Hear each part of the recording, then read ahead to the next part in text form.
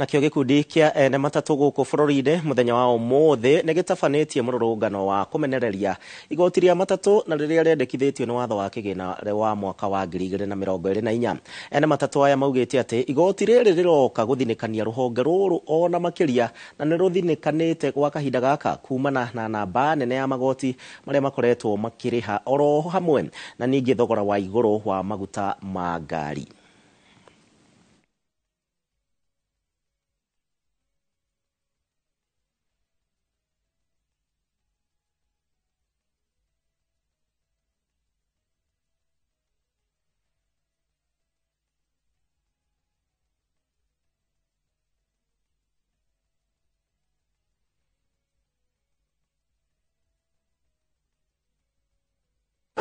The motor vehicle tax is a tax that is misplaced.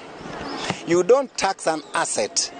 In the taxation, you tax the profit, not you tax what somebody has earned. You don't tax an asset. So the drivers tumesema, if they are going to force this thing go through the parliament, sisi tutaandaa maandamano. We have over 50,000 membership in the country.